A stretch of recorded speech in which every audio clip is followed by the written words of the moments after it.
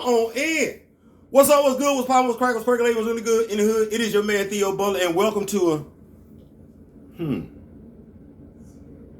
Black Panther, Volume 5, Issue number 3, Deadliest of the Species. Yeah, y'all try that thing up. Yeah, man, that's what I'm talking about.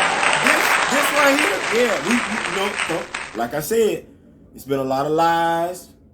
Basically, that's what that is. It's been a lot of lies spread about how Shorty came to be Black Panther. So I figured, why not take a look at this monumental story arc that gives us not one, but two Black Panthers, at least for the foreseeable future.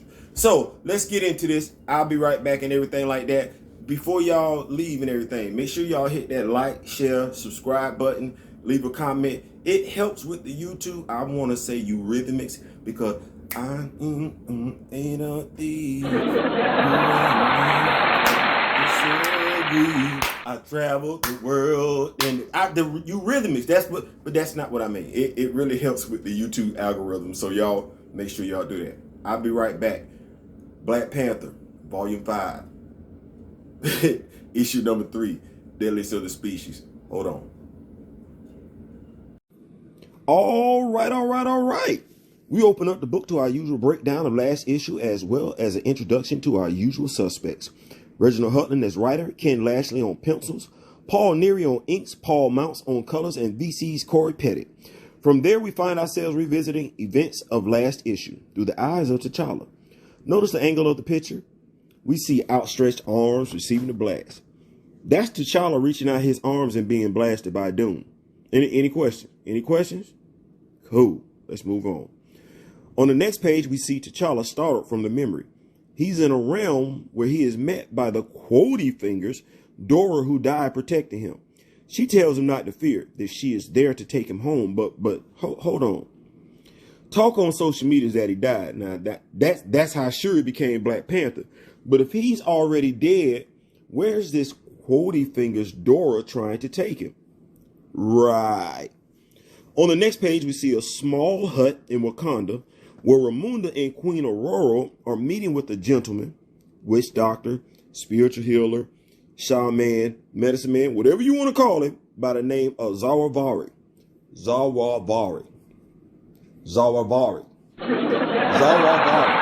say that thing more than one time.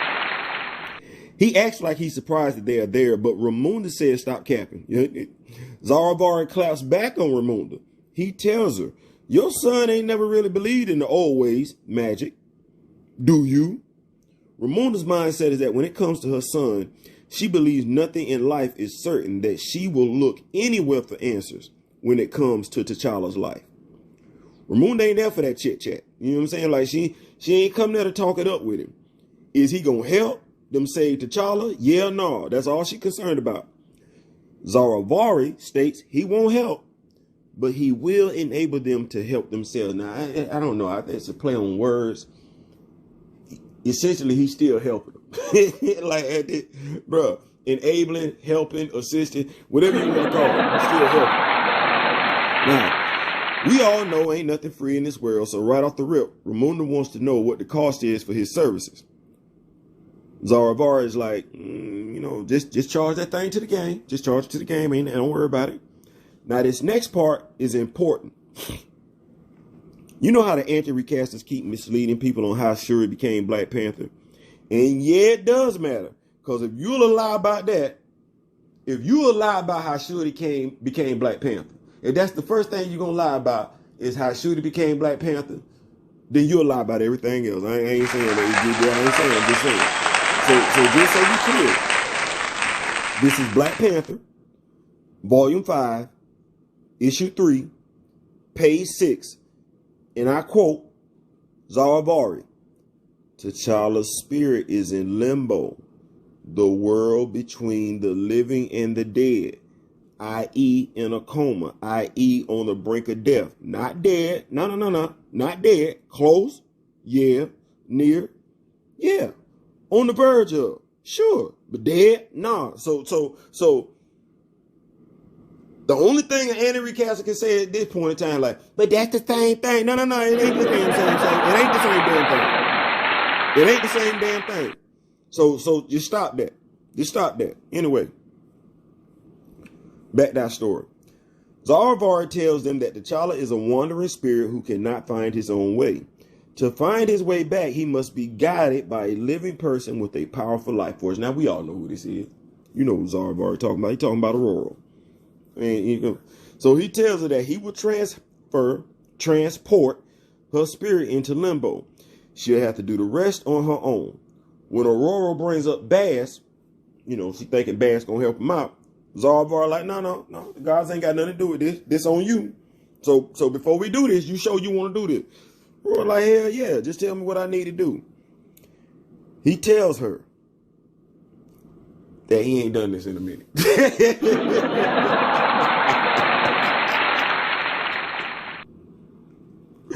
My dog say, hey, that's the thing. I ain't did this in over a century. He ain't did this in over a century. Just how long is Zarvari? No, never mind. He warns Storm that the longer TChalla is in limbo, the harder it will be for him to leave, because it's going to pull on him. He also tells her that this journey to save TChalla will basically test her love for him. Ramona's like, listen, stop trying to scare us and get on with it. Nobody got time for that. Next page over, we see Shorty climbing the face of a mountain, talking mad-ish about how easy it is. See, this the stuff that's going to come back to haunt her later on in this journey to become Black Panther. This attitude of her, it's going to come back. Now, she eventually makes her way to the top, encountering just a little trouble. Y'all see her kind of stumbling left and right and everything, but she all right. She didn't talk about it. From there, we go back to the pyramid on the far side of Africa, where we see the priest chanting repeatedly. I'm going to see if I can get this right here. Injumazukuku. Injumazukuku. Injumazukuku. Until Moreland, the dude that been trying to kill Peter Parker, Spider-Man, for I don't know how long. The dude that snatched Peter's eye out and ate it like a damn snack. That dude. That's who the priest was summoning. I don't know why. I don't know why. We never find out why the priest was summoning Moreland. But I just got a basic generic question. Why in the hell does anyone summon an entity they can't control? That's the only question I got. Why in the hell does anyone summon an entity they can't control? And even if you can't control it, you know it's going to be mad as soon as it get free because you was controlled. Why? Never mind.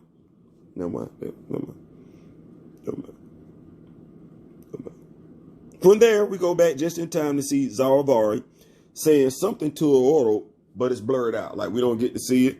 Nevertheless, she knows what he said. You can see that look on her face. Thus, she knows what the cost is. Yet she still say, let's get started. I got time for this. I got to go get my man. Nevertheless, we find ourselves back with Shorty, who is finest, can I say that? Finally finished. That's when you put finally and finished together. Finest, that's it. Finally finished scaling the mountain. She's still a little salty from Ramona trying to talk Aurora out of letting her go through the trial. So she asks aloud, what else does the trial offer her?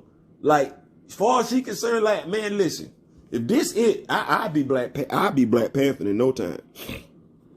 Until she looked down and see that there's 25 Black Panthers taking naps around the heart-shaped herbs. You see them 25 Panthers. Now, to me, I believe this is a poignant moment that doesn't get enough attention. See, we know once you pass as a Black Panther, you enter Necropolis, which is home of the deceased Panthers, home of the fallen Panthers. I'm of the mindset that each one of those Panthers Shorty saw represents a deceased Panther. I could be wrong, but if one is to earn the heart-shaped herb, what would be more keeping with the traditions of the Black Panther than having to face Panthers of old, Panthers who have passed on to try and earn the herb? I just think that would be the way to go. But anyway, once again, Shorty articulates her confidence at being able to overcome what appears to look like some pretty steep odds. Like, she just knows she got this. Next page over, we see Moreland consuming the life essences of all. And I do mean every last damn priest, which makes me go back to my question. Why did y'all summon this damn dude?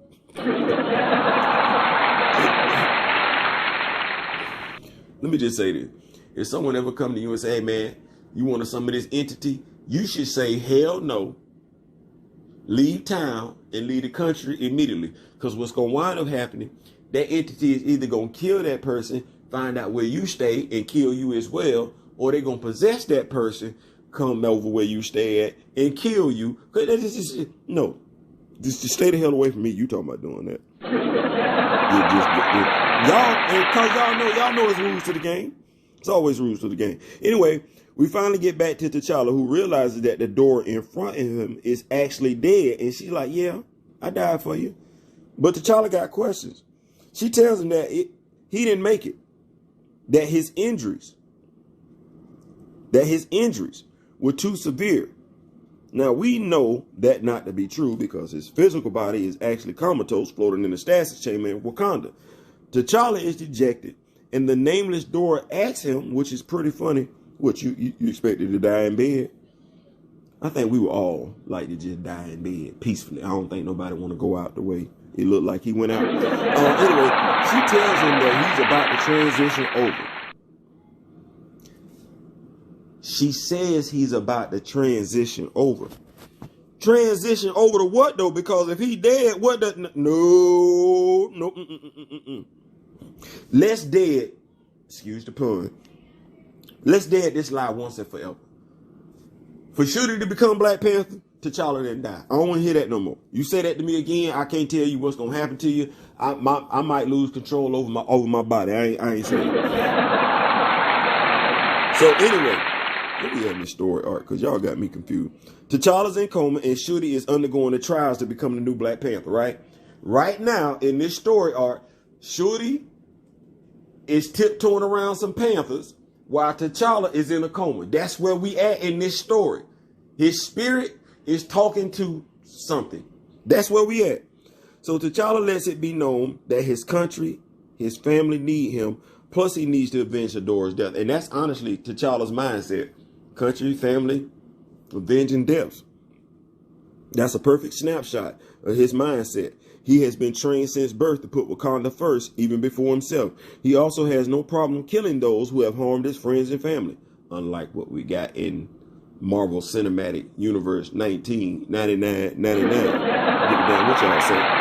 We go back to Aurora and Zalvari, where the ritual to find T'Challa has begun. He reminds her to keep T'Challa front and center in her thoughts, as this will be how she finds his spirit in limbo.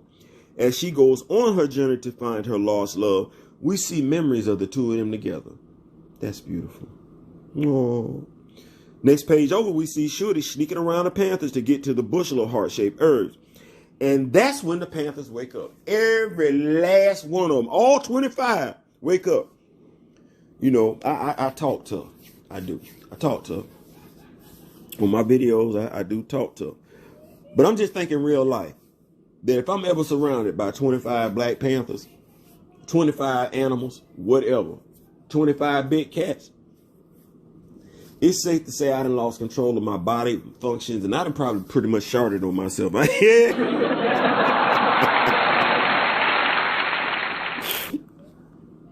I'm just going to keep it a buck. Anyway, one of the Panthers leaps at her, and it appears as though they both fall over the edge of the cliff. However, it looks as though Shorty is able to grab a vine to break her fall. And from there, she ingests the herb and says, it's time to meet the Panther God. She going to get enough. I ain't lying. She going to get enough. On the following page, we see T'Challa walking hand in hand with the fallen door. As she reassures him that everything will be okay, and he's basically going for it. He's going for it until he looks in her eyes and sees death. He realizes this isn't Dora, this is Lady Death herself coming to take him. Well, hell, I guess she's coming to take him back to her place for a nightcap. I just thought I'd throw that in there. Anyway, we're going to pick this thing back up Black Panther Volume 5, Issue 4, The Deadliest of the Species. We're going to pick this thing back up then. But as you can see, he is not dead and he has not yielded. I ain't saying what you're saying. But hold on. Oh, man. Y'all see that? It's a lot going on. It is a lot going on in this comic. It's a lot going on in this comic. You know what ain't going on in this comic? The death of TChalla. That's what's not going on in this comic. 3 issues in, Shorty is very well on her way to becoming Black Panther. TChalla is still alive. He ain't dead, and he has not yielded. I'm about to go. Y'all make sure y'all stay tuned. I'm gonna come back later on today because I still owe y'all that real black talk, real black relationships, dating in the 20s video. So y'all stay with me and everything. I'm gonna be right back at y'all. I ain't saying, I'm just saying. Peace.